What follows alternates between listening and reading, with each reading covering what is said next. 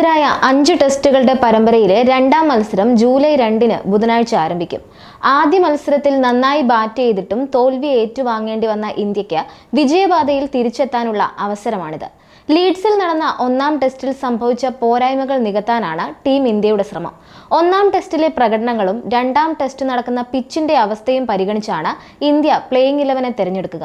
രണ്ടാം ടെസ്റ്റിനുള്ള ടീമിൽ സുപ്രധാന മാറ്റമുണ്ടാകുമെന്ന് ടീമിന്റെ assistant coach Ryan ten Doeschate വെളിപ്പെടുത്തിയിട്ടുണ്ട്. ബർമിംഗ്ഹാമിലെ എഡ്ജ്ബാസ്റ്റൺ ക്രിക്കറ്റ് സ്റ്റേഡിയത്തിലെ നവീകരിച്ച പിച്ചിലാണ് മത്സരം നടക്കുന്നത്. പിച്ചിന്റെ സ്വഭാവം പരിഗണിച്ച് തന്ത്രപരമായ മാറ്റമുണ്ടാകുമെന്നാണ് ടെൻ ഡോഷറ്റ് നൽകുന്ന സൂചന. ബർമിംഗ്ഹാമിൽ ഇന്ത്യ 2 സ്പിന്നർമാരെ കളിപ്പിക്കാനുള്ള ശക്തമായ സാധ്യതയുണ്ടെന്ന് ഡോഷറ്റ് പറയുന്നുണ്ട്. കാലാവസ്ഥ വരണ്ടതായിരിക്കുമെന്നും സ്പിന്നർമാരെ സഹായിക്കുമെന്നും പ്രതീക്ഷിക്കുന്നുണ്ട്. എന്നിരുന്നാലും രണ്ടാമത്തെ സ്പിന്നർ ആരായിരിക്കുമെന്ന് വ്യക്തതയില്ല. ടീമിന്റെ ഒന്നാം സ്പിന്നർ സ്ഥാനം രവീന്ദ്ര ജഡേജ നിലനിർത്തിയേക്കും. രണ്ടാം സ്പിന്നറായി കുൽദീപ് യാദവിനെ ഉൾപ്പെടുത്തണമെന്ന അഭിപ്രായം ഉയരുന്നുണ്ടെങ്കിലും അപ്രതീക്ഷിതമായി മറ്റൊരു പേര് കൂടി കോച്ച് പുറത്തുവിട്ടിട്ടുണ്ട്. കുൽദീപ് യാദവിനെ ഉൾപ്പെടുത്തണമെന്ന് മുൻ ക്രിക്കറ്റ് കളിക്കാരിൽ നിന്നും വിദഗ്ധരിൽ നിന്നും വ്യാപകമായ അഭ്യർത്ഥനകൾ ഉയർന്നിട്ടുണ്ടെങ്കിലും വാഷിംഗ്ടൺ സുന്ദറിനെ ഉൾപ്പെടുത്തുന്നത് പരിഗണനയിലാണെന്ന് ഡോഷറ്റ് വ്യക്തമാക്കിയിട്ടുണ്ട്. സ്പിൻ ബൗളിംഗിന് പുറമെ ബാറ്റ് ചെയ്യാനുള്ള കഴിവുകൂടി പരിഗണിച്ചാണ് വാഷിംഗ്ടൺ സുന്ദറിനെ ഉൾപ്പെടുത്താൻ ആലോചിക്കുന്നത്. 2 സ്പിന്നർമാരെ കളിപ്പിക്കാനുള്ള സാധ്യത വളരെ കൂടുതലാണ്. നിലവിൽ 3 സ്പിന്നർമാരും നന്നായി പന്തെറിയുന്നുണ്ട്. വാഷിംഗ്ടൺ സുന്ദർ വളരെ മികച്ച രീതിയിൽ ബാറ്റ് ചെയ്യുന്നുണ്ട്.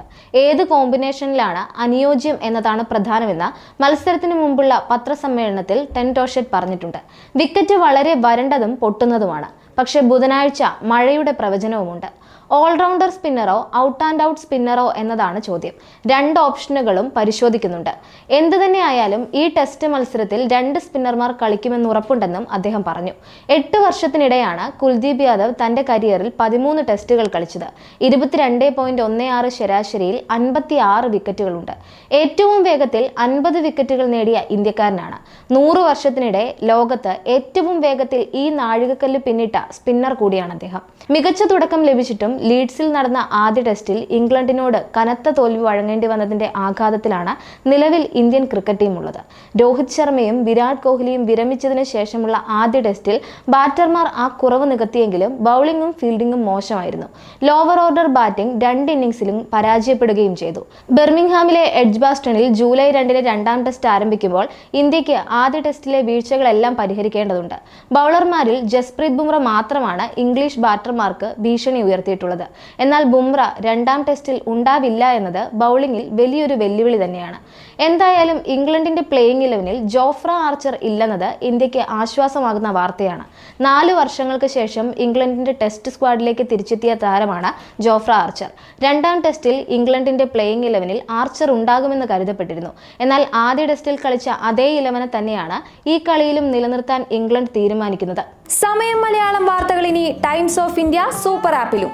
ഇതിനായി പ്ലേ സ്റ്റോറിൽ നിന്നോ ആപ്പ് സ്റ്റോറിൽ നിന്നോ times of India app install ചെയ്യൂ. മലയാളം ഭാഷ തിരഞ്ഞെടുക്കൂ. വാർത്തകൾ ആസ്വദിക്കാം. എല്ലാം ഇനി സമയത്തിൽ.